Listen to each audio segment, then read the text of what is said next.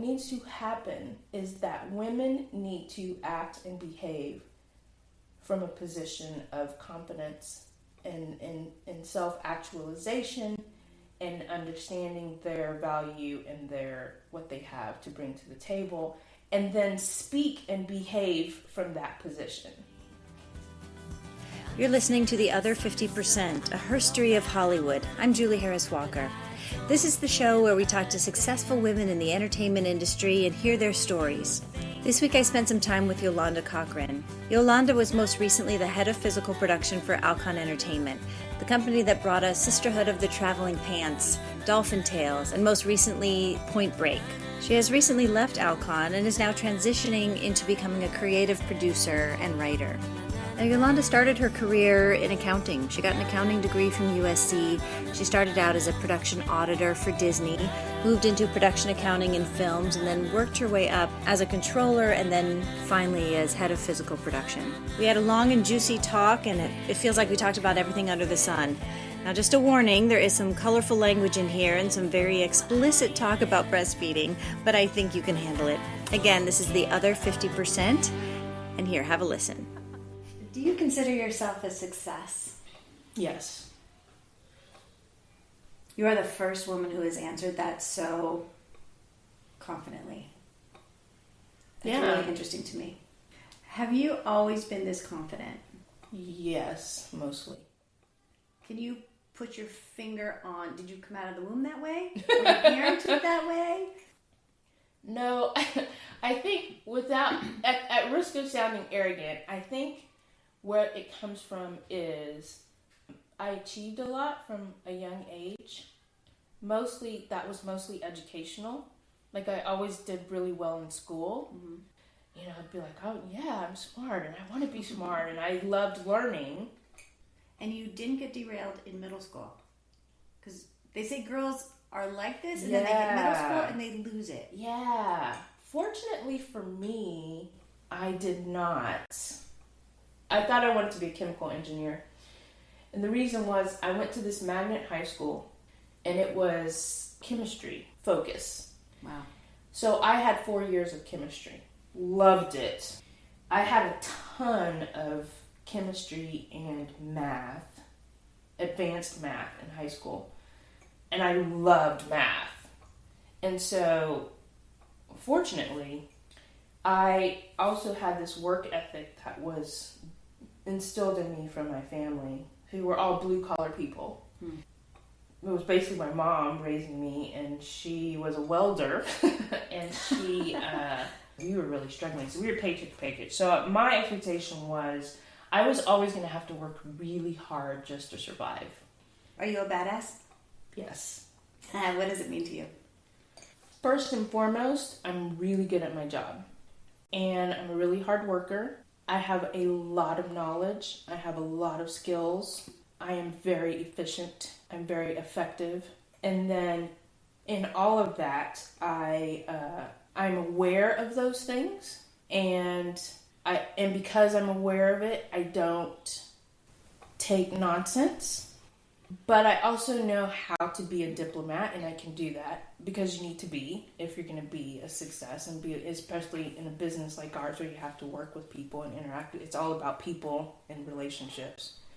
So you can't just be a badass and be an asshole. A bad asshole. Yes. Particularly if you're a woman. Now, why do you think it's different? Well, and it's something that's present in my work life all the time, which is I frequently find myself in scenarios in which I'm the only woman in the room or one of few women in the room. But beyond that, I frequently find occasions where I've said or written or expressed something that is received in a certain way that it would be received in a completely different way had it been spoken or written or expressed by a man.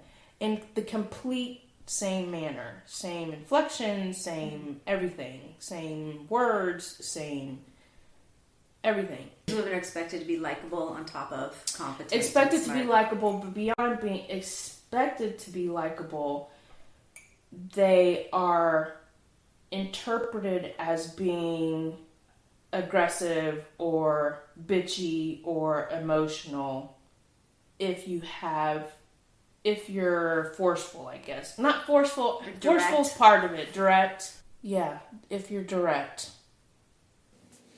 Now, Yolanda's the primary breadwinner of her family, and her husband stays home with her kids. And I'm always curious how people work that out. So I asked her.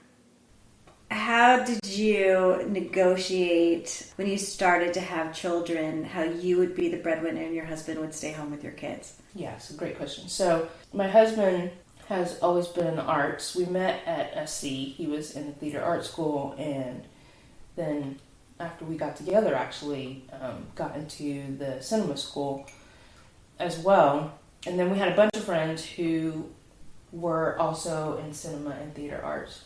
And so the reason actually I even got into production, even though I had an accounting degree, was because I was running around doing student films with them all during my college years. And then when I started working as an auditor and then, production accounting and so on and so forth, I was working nights and weekends with them on independent film.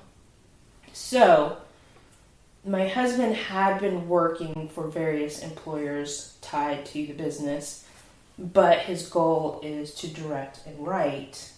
More so direct, but writing is a path to directing and having material to direct. So I said to him, you're not going to become a director or writer or anything else by working for these other people. So stop working and start putting forth all of your time and energy towards that goal. So Yolanda's husband did stay home. He spent some time writing a film that they both produced and got into festivals. And in the meantime, Yolanda kept her job at Alcon and was working full time. And then it came time to think about babies. We made the decision, because we had been weighing it, of whether we were going to have children, and decided yes, we were going to have children, and now was the time because we were getting old. And so we decided together that he would stay home with the kids because I had the job. How was that first day when you're driving back to work and leaving your baby at home? It was hard. Like, I was sat, like, the 2 to 3 weeks leading up to me going back to work, because I went back to work when she was 9 weeks old, I started to grow more sad and thinking to myself, how am I going to leave this baby? Like, how am I going to leave? Like, because now, I had never in my professional career taken any time off, an extended time off. So now I've been off, 7 weeks, 7 complete solid weeks with this human being who's a brand new person, baby, my baby. And obviously grew an attachment to her. So I grew sad and I was like, how am I going to leave her? And I was also nursing, which was a huge issue. And I remember a week before I went back to work was the first time we put her on a bottle, because we were like, what if she doesn't take the bottle while I'm gone? And so it was the first time that he really had fed her. How did that go? She was great, actually. It was a disaster in my house. Both of my kids, I was so lucky with the nursing. Other than the stress of getting enough milk, I was very, very lucky across the board with nursing. They both took to it right away, and they were both fine taking the bottle for the first time because it was my milk. I mean, I don't know. I got lucky. Did you ever have a nanny? No. Wow. Mm-mm. So the week leading up, he gave her the bottle for the first time, and so we were over that hump. Okay, she'll take the bottle, she'll eat while I'm gone. And then I went to work, and I was like, oh my God. And it was sad, but fortunately, other than the worry because of it being new and me not being confident about my husband's skill set of taking care of a baby on his own, that all went fine, and I knew my baby was home with a parent and had that parent love taking care of her while I was gone. So that was good. And then, quite frankly, my work is so demanding, or had been so demanding, and time, all consuming, and time, once I was there, like, I was consumed in the work. So it kind of brought me in and kind of got me over that hump pretty quickly. So then it was like this whole new world of pumping. I had a very, my job was pretty demanding. And so fitting in the pumping with the working was just... On the conference call.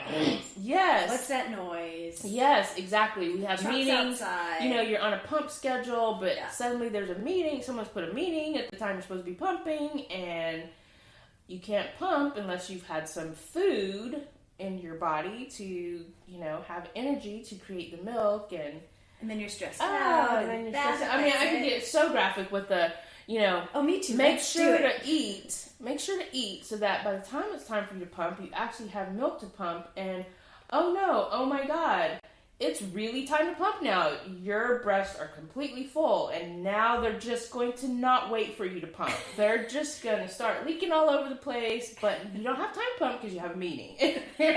Or something else. Yeah, better to sit in a meeting with dripping breasts. God forbid to forget the, the pads, the nurse pads for your bra.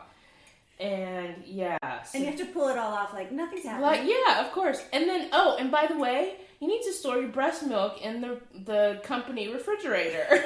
It's just like, oh my God. I pumped at work also, and at one point I would just rinse them out in the community kitchen. Yeah. And put them on the dish drainer. Uh-huh. And I had the Medela for a long time, and then I switched to this other breast pump, and that pump looked really medicinal. Mm-hmm. So suddenly people started to freak out, and I had 3 babies at this company, and pumped with everyone, but it was the third one, this third pump, suddenly the facilities guy would come to me and say, well, I talked to the company nurse. There wasn't a company nurse. And that's not sanitary, and you can't be doing that. I was like, back off. Right. Yes, I can. So one night I went to get my milk out of the fridge, and I was so flustered, I dropped it, splattered breast milk all over the entire kitchen. And I was laughing so hard, and then I went to tell that guy, because he was pretending it wasn't him who was bothered. Uh-huh. I was like, you'll not believe what happened. I just spilled my breast milk all over the entire You were kitchen. crying? Oh my God, I think you just reminded me. I think I had one time where I spilled breast milk. I don't even remember what happened. I just have this memory of just like being absolutely beside myself. I mean, that stuff was like liquid gold. I mean, like, and for whatever reason, I mean, my baby was at home with my husband, and so it was a major, and she nursed solely, like, she didn't have we weren't giving her any kind of supplemental anything, no formula or anything, and so, like, literally my breast milk was it. Yeah. And so my major stress was producing enough milk for her every day. And so if I lost milk, it was just like, oh my God, like, I was inconsolable. Oh, yeah. I had days where my husband had to bring the baby to the office because I didn't have enough. Yeah. There was nothing in the freezer. Yeah. And I know that weekend we're staying in bed and catching up and right. shoveling fenugreek. Yes, exactly. Yes, yes. It's hardcore. And near beer and... Anything, and then you're stressed out. Yeah, Makes it harder. Yeah. So that was the hardest part of going back to work, frankly. So my husband was really great. He actually turned out to be super great at taking care of the kid, and he did it. He was actually he's not a mother. There's a thing about being a mother, and guys are just not mothers. I don't care how great of a dad they are and really good at doing all those things. And that's not to say that what they do is not really good. It's just different than being a mother. What is that thing that is a mother? There's just something about the nurture of it, I think. It's something about like this enveloping love, and I think a lot of it has to do with physicality and touch and hugging and kissing, and I feel like there's an energy there that is given off from people, but particularly from a mother to a child. Well, in that first year, you are literally keeping them alive with your body. Right, exactly. And that's unique. Yeah, totally. But beyond that, I feel like there's something about a mother's instinct or something that is inherent in women of intuiting feelings and emotions and all of those things to know what another human being is needing at the time. Mm-hmm. And that's very much mothering. And so that's just, men just don't do that. Not to say that they can't or that they can't understand that their child is feeling a certain way or needing something, but it's just different. And it's not the same. Yeah, and so my husband is not a mother. Obviously, he's a father, but he was really, really good at the caregiving. And the nice thing for me was I was very happy to have him be able to do that with our daughter. And having her have her father present so much in her life. And quite frankly, me being the kind of individual that I am from a career standpoint, just as a person, I would not have been happy being home with her all day, every day. Ever. Oh, I get that. I could have done it, and I could have been fine at it, but I would not have been content doing it. And he actually was totally content. Like, he was not, it wasn't like he was like, oh my God, this is so amazing. I love doing this and I just want to do this with the rest of my life. It wasn't that, but he never had that feeling like, this is driving me crazy, or I want to be doing other stuff with my life, or, my day is just all about this kid. And it's like things that I feel like I would have been feeling and thinking was not part of his existence. Like, he wasn't resentful. No, not at all. Not at all. And quite frankly, interestingly, we had this incident with a family member where we ended up, those times when you get in arguments with family members about whatever it is. And the topic of him being home, having been home with the kids for a long time, came up as part of this discussion. And he said, unprompted, it is a privilege for me to be able to take care of my children. Which is like amazing. Like, were you so in love with him at that moment? Yes! It's like, wow. Because I quite, very frankly, I would not have said that. Like, it's true. But that's not a feeling that, I would have. Like, you would get there after thinking about it. Right, yeah. What does this really mean in the big picture? Like, I'd be like, yeah, isn't it wonderful that, I had the time in my life that I was able to spend all this time with my children, because eventually they'll be gone and I won't have the time back. And it would have been a whole, thought process in the grand scheme of life thing, And for him, it was right there. Yeah. So that worked out. And he really feels that way. So you picked the right partner. Yeah. That was smart. That's Sheryl Sandberg's advice. Yes. Pick the right partner. Yes. So you can lean in. Yeah. Which you did. Yeah.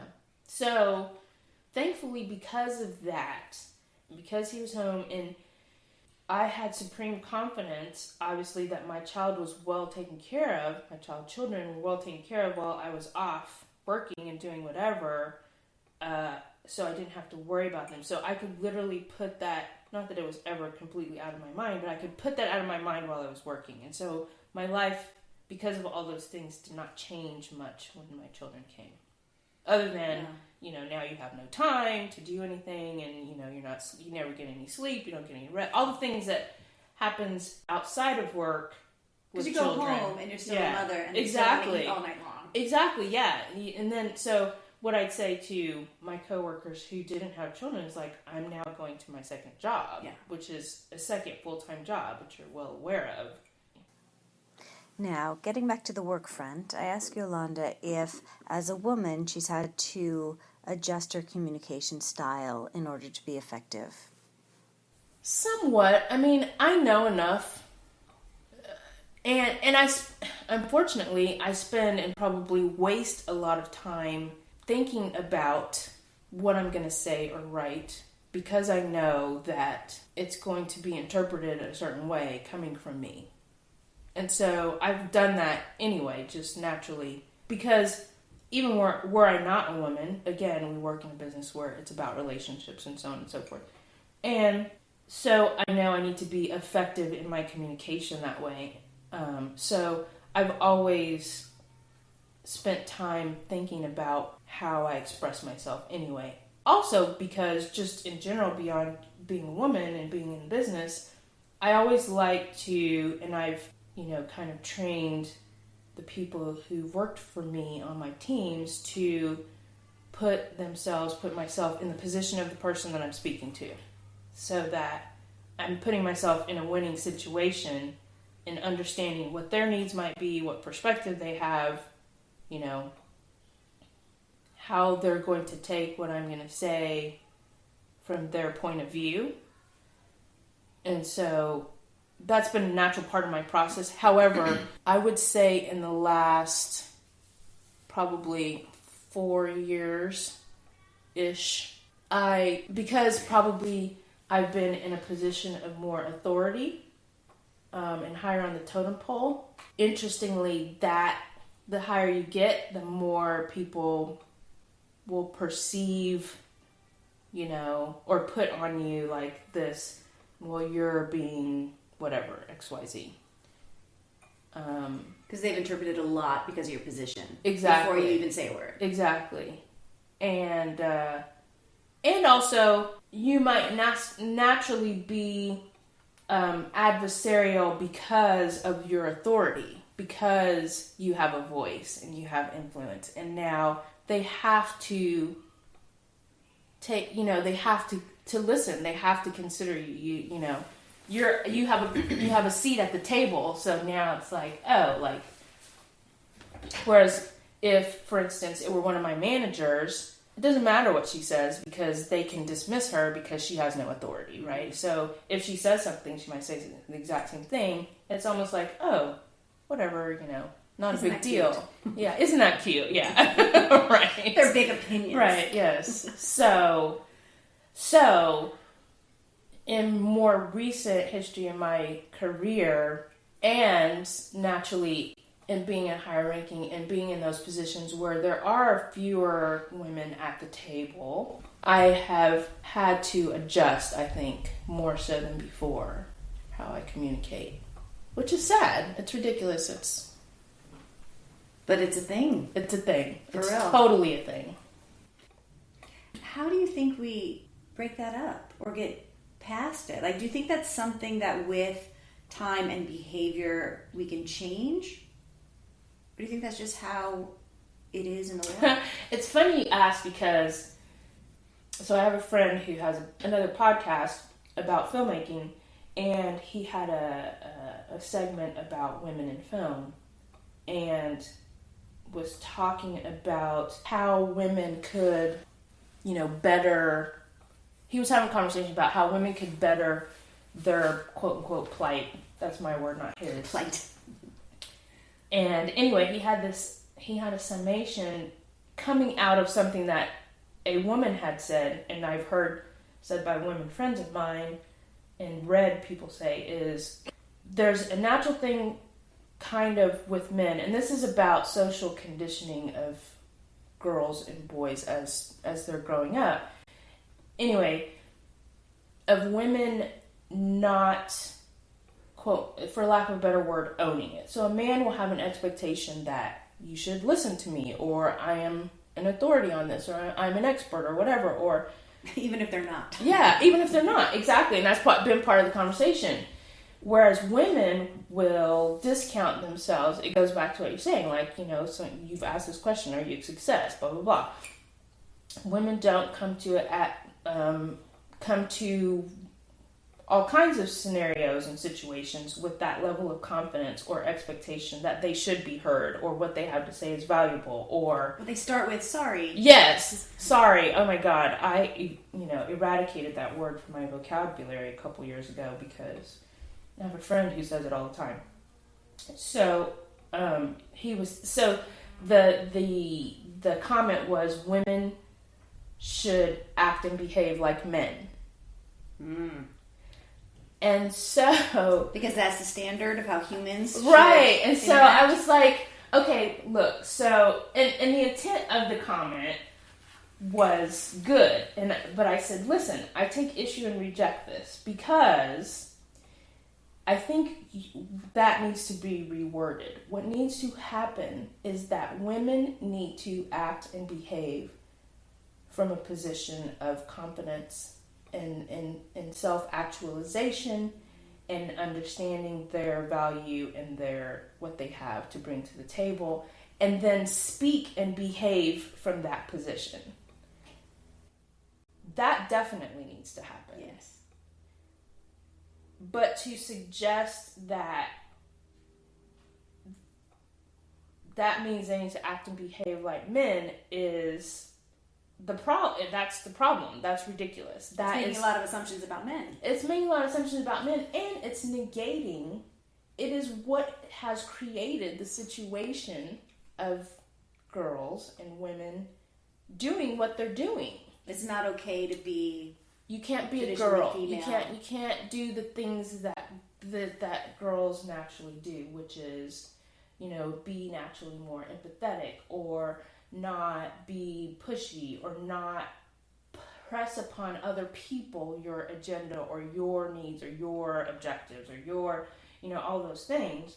So it's unfortunate. I believe that, and I said, women and girls still very much hold responsibility for themselves and for not owning the things that they should own. Yeah. Certainly. Like, that's not anybody's fault than their own in those situations where they need to advocate for themselves. Right. And they are, have every right to advocate for themselves. And if they need to do that. But to somehow hold them responsible or somehow say, we have a problem here, and so in order to fix it, we're going to fix it by having the person who's the victim of the problem change to just to, as opposed become to the oppressor. Yeah, or to somehow, take on the traits that we are now saying that's the standard bearer. And it also negates the value of the things that are naturally female and feminine. Yeah. So it's a little crazy. So I think in order to change it, I think we all need to recognize that those times when we're doing that. And I also think we very much need to socialize and educate our girls differently so that they're not discounting themselves or putting themselves second or, taking a back seat or all of those things. I don't think the answer lies in quote unquote sensitizing men beyond the fact of making them aware of the inequity and where it lies and where they might be being biased. Do you think it's enough just to get them to a place of awareness? Yes. And then get the women to step up? Yeah. I think they need to be aware, and I think they need to come from a place of wanting to have equity. And how do we get them there? How do we make it an imperative for men? I think they also need to be taught that where the inequity lies. I think parenting needs to change so that they can see the inequity. But I don't think that we need to change what's innate in men either. Because here's the thing. I think it's kind of equated like with racism, sexism, all these things. Like these behaviors are taught, right? And I don't think it's inherent in boys and men to just put a woman down or keep her out or whatever. They're being men. They're doing, they are competing. And they're going to compete with a man just like they're going to compete with a woman. It's about, this is what I do. The part where they do discount women comes from a socialization and a teaching of, here's women's place in society. Here's what they're supposed to do. Here's what they're supposed to say. Here's how they're supposed to behave, carry themselves, blah, blah, blah, blah, blah. That part needs to change. And that part's everywhere. Yeah. Everything you see. Yeah. It's tricky. Because I try to be very conscious of it because I have 2 girls and a little boy. Yeah. And he's the baby. So part of it is he's coddled all the time because he's the baby. Even right. now he's 9. And when my daughter was 9, it was like, you could do something with yourself. Yeah. I had big expectations on her. Yeah. But I also noticed if it's time to clean up or if it's time to, do certain things, he disappears. Right. And I have to consciously go get him and tell him, this is not a household where girls do all the work and boys go play in the backyard. Yeah. Join the party. Right. You are with us. Yes. But it's a really conscious effort on my part. Yeah. And I think that's very true as well. Like, the teaching also needs to involve daily, real-life examples of, this is not the quote-unquote female job. Right. And the male job. It's like, we are all people. Like, I grew up thinking taking the garbage out was a boy job. Right. And everything else was the girl job. Right. Like, boys exactly. get garbage and mowing the lawn. lawn. Yeah, exactly. Yeah. So, getting my girls to take out the garbage is just as important. Right, exactly. As getting my boy to pick up the living room. Right. I mean, and it's such a microcosm, like the household chores. Yeah. But I think that's still such a big part of it. Yeah. Yeah. We need to pull the, this is some of those gender roles. We need to pull that out. And the thing is, it starts so early. I don't have to tell you that. Like, as children. It's immediate. Yeah. And so people, it's a conscious effort that people need to make when they're raising children. It really is. And it's an effort. So I don't know if it'll change. I don't know.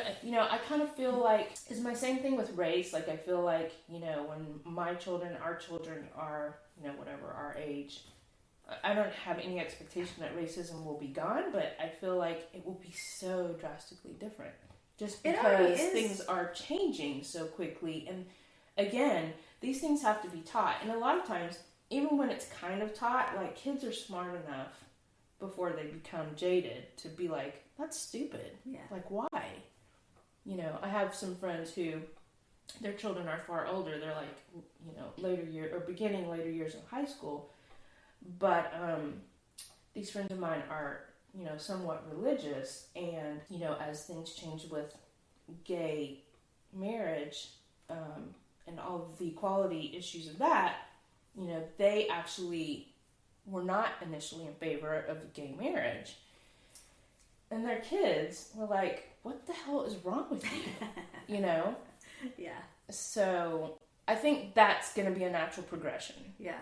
And hopefully that will be the case with, gender politics and gender issues in the workplace.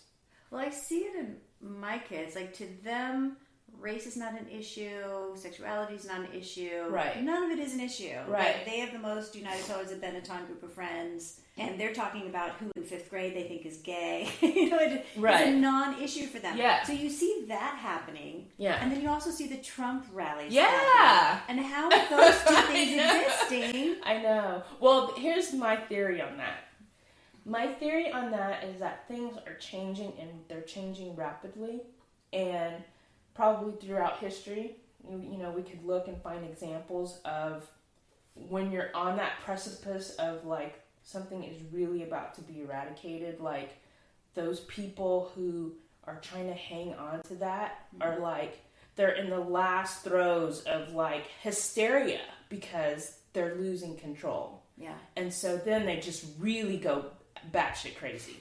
That's what I hope it is. I see it. I said, this has got to be the last gasp. Otherwise, I don't know what's happening. Yeah, I can't even get my head around It's very scary. It's very scary. Because if you think if that gets any traction and spreads, like, you can't even imagine it. Like, right. the people and you interact with, right? we're not those people. Right. Like, how is that? Yeah. They don't it's even so get weird. it. It's so weird and scary. But yeah. I'm with you. It's got to be the last throes of craziness. They're like, oh my God, like, we're losing our country. Yes. Like, did you Yes, miss what course. this country was about? Right. Did you miss that part? Right, yeah, exactly. I don't know what country you think you're right, exactly. Let's go back to those quote-unquote good old days. When taxes were like 50% and, like, we had Jim Crow and the women were at home and whatever, like all those things. Well, back when we only had to know white people. Yes, exactly. And everyone much more comfortable. Right. Crazy. Yeah. Do you think you make as much money as your male counterparts? No. Do you suspect it or do you know it? I know it. Oh. Why do you think it is?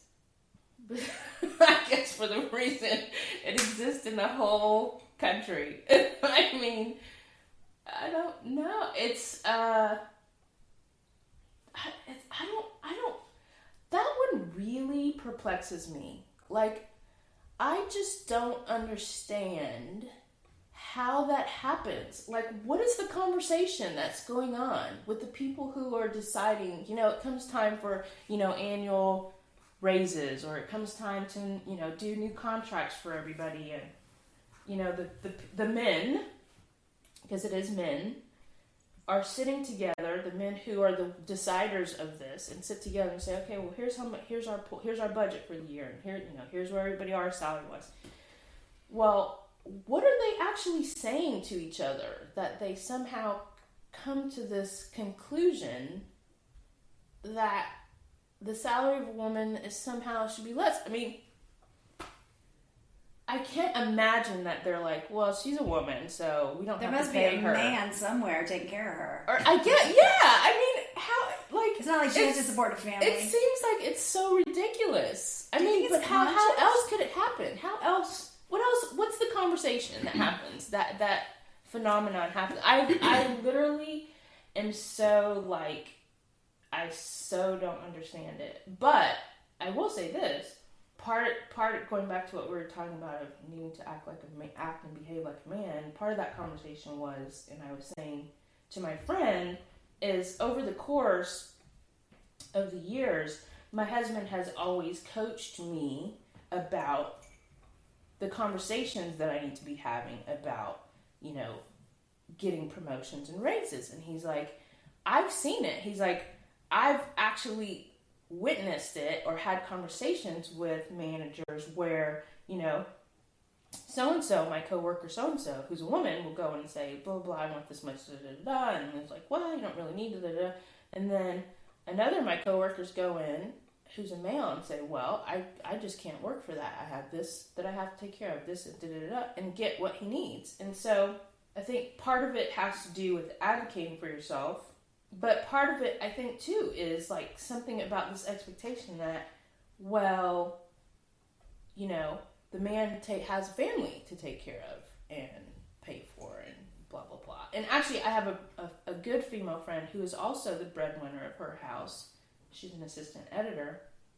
And she told me a story recently where she was in a meeting with a bunch of people and somehow compensation came up, or a promotion, and getting a promotion to an editor position or something like that. And he was like, well, if you need more money, then your husband should just go out and earn more money. Or something to that effect. Yes. And he actually she said he got in trouble about it. Like, he ended up having to call her and, say this stuff. But it's like, what are you talking about? Like, what are you saying? Like, what? It is such unconscious. Well, see, I think that's me giving someone the benefit of the doubt that it's an unconscious thing. But then when it comes out of their mouth, like, don't they stop and, like, yeah. What am I saying? And it's like, it's so not a problem that it was not a problem for him to say that, like, without even thinking about it. Like, yeah. Like, I don't get it. I don't understand it. Like, no. If someone's doing a job, then pay them for the job that they're doing, regardless of if they're, whatever. Who cares what they are? Yeah. Pay them for the job that they're doing. And part of, going back again, sorry to harp on this, act and behave like a man, part of my issue with that, and why I say that's not the answer, is what I said was, listen, my approach to my job, and in the conversation I've had with my husband, when he's like, you need to go and, this is what guys do, and you need to do what the guys do. And so, like, I had to go and do what the guys do, but I'm like, that makes me so angry, because what you're saying to me is that I have to go in and fight and scratch to be given something that I've already earned. Yeah. Why aren't they just coming to me and saying, here's the value you're bringing to the role and the position and the job that you're doing, and so here's how much we're going to pay you for it. Because and the reason I say that is because that's my perspective. with the people who report to me. When these people, and I have to have really good people working for me, because I don't have time to not have good people working for me. But when they do a job and they're doing it well and they're working hard and they're making my life easier, I want to, A, they've already earned it. B, I want them to be happy so I can keep them so that my life continues to be easier. And so what happens with me is I go and advocate for them before they ask me. They don't have to come and fight with me and ask me and say, fill out a paper with a list of here's all the reasons why I think I deserve blah, blah, blah, blah, blah. I'm like, it's ridiculous. So I would get so angry that I would have to do this and go and fight for something that I've already earned and deserved. And it's like, I think that's complete bullshit. And to tell me that's how business works, I fucking hate that so bad. I'm like, yeah, that's how business works, but it shouldn't work that way. It's time to change business. Yeah. What do you think is the next step for women and I think it's women in business and women in Hollywood? It's interesting and hard, I think, because I feel like, and interestingly, going back kind of to the Trump conversation, I feel like progress happens naturally, but then somehow when that progress happens, it's like it needs to be in fits and spurts, because if progress happens, then suddenly some quote-unquote faction sees that as a threat and then puts in an effort to stop that progress. There's backlash. Yeah, and I say that because, now this whole thing, the investigation they're doing into, the hiring practices of women in Hollywood and, that ACLU is leading and so forth. There was a time previously where the numbers were better, not demonstrably better or enough better, but they were better. And then suddenly we went backwards. And the same, I think that... It was like that year it happened. Okay, now we're done. Yeah, and like the same thing, happens with race. And like suddenly, there's some kind of progress and you see it, and then suddenly we start sliding backwards. The same thing has happened with Congress. And there's this great documentary, Misrepresentation. Have you ever seen that? Mm-mm. It's a great documentary. Misrepresentation, I think, is the name of it. And it's this whole issue of women's position professionally in society.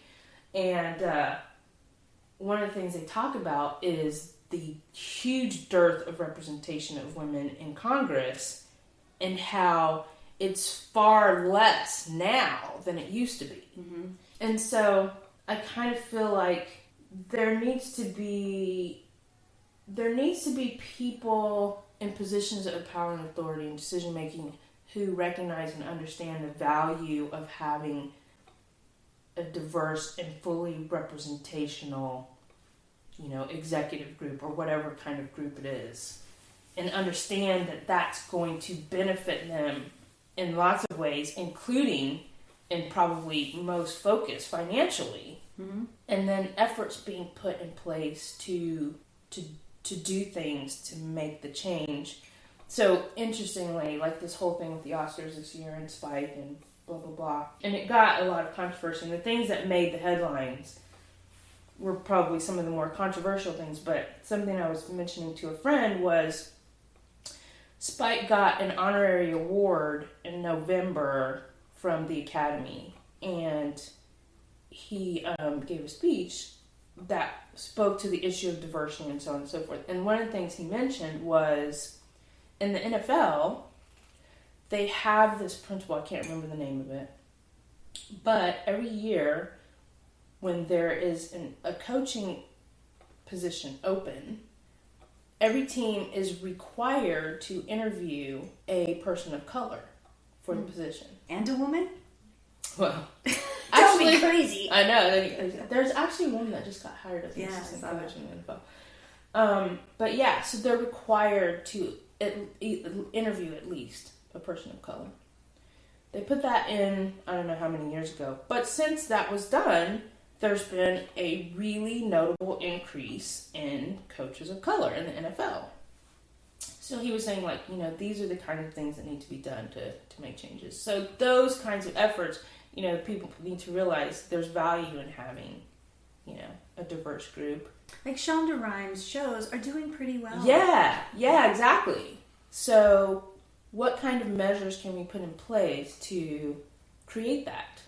Right, because it's not just the Academy voters who are like 98% white men. Right. It starts so much earlier than that. Exactly. Like, and that is a conversation that I've had too. Is like, we're having the wrong conversation. The conversation is about how do we make a situation in which there's material out there and roles out there for enough people that are worthy to be considered. Yeah. Who are the writers? Who are the executives doing the greenlighting? Yeah. What are the hiring practices? All of it. Yeah. Do you have any goals that you haven't accomplished yet? Yes, a big one. My husband and I have a new feature script that we're working on that I desperately want to finish because it is amazing. It's already finished somewhere out there in the universe. You just have to get to it. Put it on paper. Yes. I just need to. The time-space continuum needs to bring me to that place, that day where it's done. But that's my big one. That is ever present in my mind in my every waking moment. That's my big one. Does that feel, because line producing and project management is very linear. I got this, I know how to do it. It has steps. Yes. And creative producing is a bit more... Yeah. Woo. You see my gesture. Yes. Making it, which is scarier, I think. It's very, Mm-hmm. But then you said something a minute ago about the idea is already out there. With creative ideas, at least to me, it feels like it's already a formed, living thing. Mm-hmm. You just have to capture it and make it happen. Yes. But that's hard. It is very hard. Very hard. The creative side of this is infinitely hard, and it's uncomfortable because I'm the kind of person and the kinds of things that I've done and enjoyed, educationally and professionally in my life are very empirical and very like, here's the steps and here's you add this plus this and like everything, it all lines up and there's a path. There is no path anywhere. It's all done differently, and how all of that creative effort in getting to whatever is that final piece of art, there's no anything. There's no instruction manual, there's no map, there's no equation, there's no nothing. It's blind faith. Exactly. It's just so like all over the place and like no rhyme or reason. There's nothing that will tell you here's how to do it. I mean, to a degree, there's like, of course, there's story structure and there's, those kinds of things. There's that you can screenwriting follow. software. Yes, It gives you the format. Exactly. What could be so hard? Exactly. But I got to imagine the end result will be that much more satisfying. Right. Yeah. Once you do it. Yeah. Like even my husband, so the feature that we did together is called Paved with Good Intentions. And we co-wrote it. It was the first time I had written something. It was so hard. I'm super proud of the writing. I thought I did a really good job with the writing. We did it together. I thought I did really good, and I believe I can do very well again and have been. But getting to that finished thing and having it was like no other thing I've ever done. Like, it was so amazing. And I was so proud of it. And it's like to be able to do that, to be able to create something from nothing was like, that's very cool. It becomes a living, breathing, it totally becomes a living, breathing thing. So much better than a spreadsheet. Yes. Yes. Yeah. And now, a part of what's leading me now is there are particular properties that I find interesting and compelling enough to me personally that I want to pursue them. So it feels like you're shifting into a creative producing role. Yeah. That's exciting. Yeah. Yeah. Did you have to give yourself permission to do that? Totally. Was it a process? A little bit, although fortunately, I look at a lot of inspirational quotes all the time, and I've had this thing happen over the course of the last year and a half, 2 years, what I call a divinity happening in my life. And basically what has happened is circumstances basically culminated into, it was almost, I will say this, I feel like God basically made it such that I had no other choice than to move in this direction. Like, things just led up to, okay, I'm done with this. I can no longer do this path anymore. I have to get off of it. I just can't. I have to get off this path. I cannot do it one more day. And so literally there's no other choice. It was almost like I have no other choice. How did you know when you got to that point of not one more day? It was my 15th wedding anniversary. So I had been in a period of knowing that I was probably ready to make a change in jobs for a whole host of reasons. I had a very good 12 years at Alcon Entertainment. Very, very good. But in that 12th year, for a lot of reasons, I had been considering, is it time to go and do some other job with some other company? And so I was in a period of evaluation for a year about that, and had taken some interviews, was exploring other positions, and I finally got to the point where I was like, yes, it's definitely time to go. So I got to figure out, what's that transition? How does it happen? Blah, blah, blah. And so I had gone on a job interview, and it had gone well, and I really wanted the job, but it wasn't coming. I wasn't hearing anything. And so it was my 15th wedding anniversary, and I spoke to someone and got confirmation that I didn't get the job, but I was ready to go. And I spent the entire day crying. Literally. I was at work. Because now you're trapped. Yes. I was like, this was going to, quote unquote, this was going to be my saving grace. And then it didn't happen.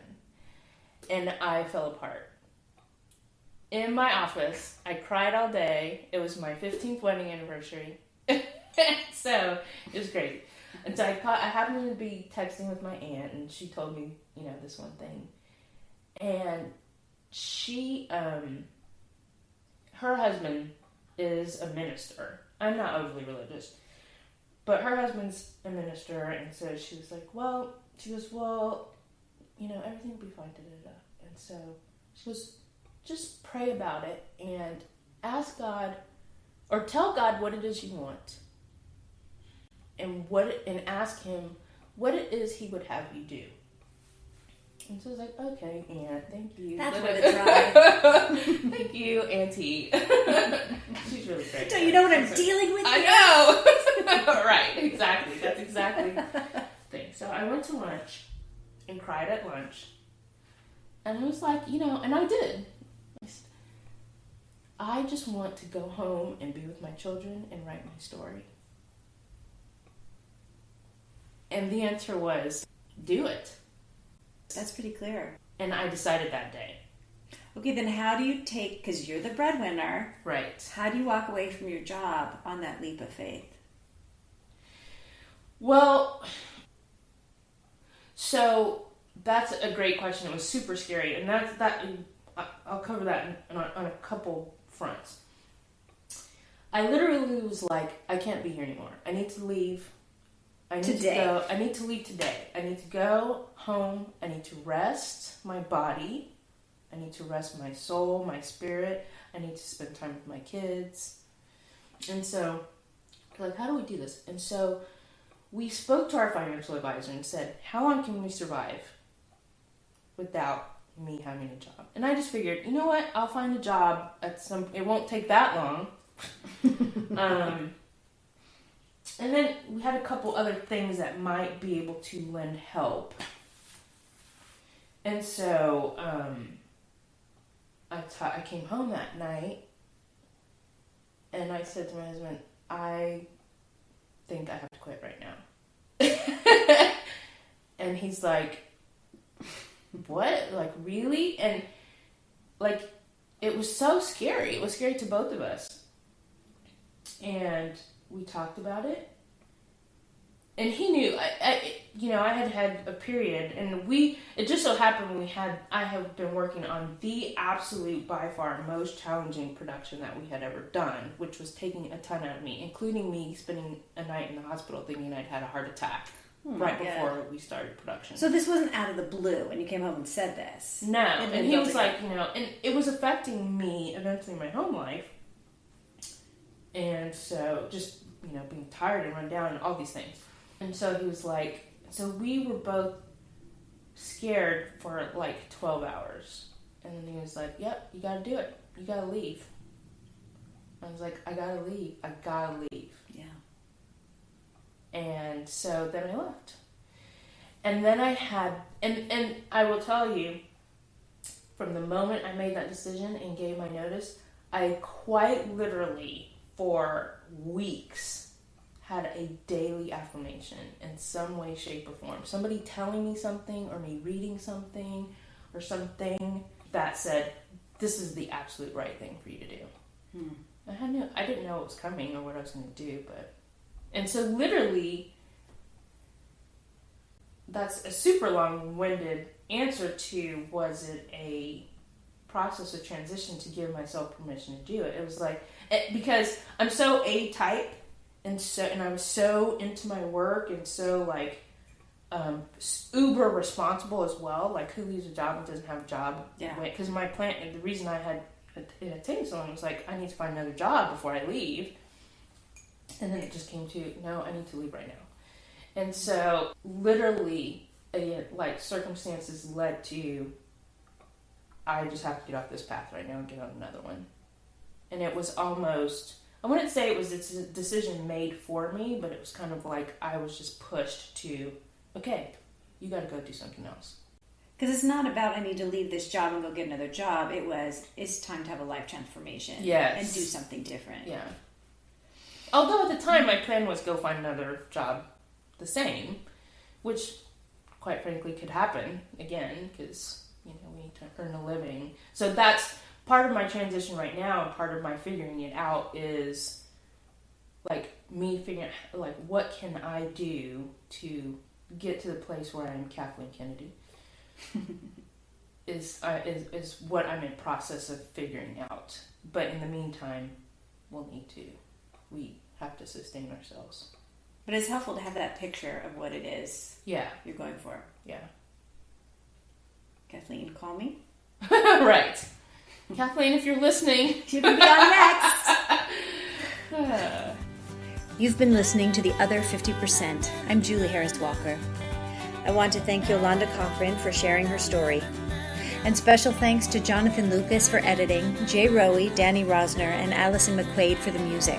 Please find us on iTunes and subscribe and leave a review, and on our website, theother50%.com, all spelled out, for added features and bios of our guests.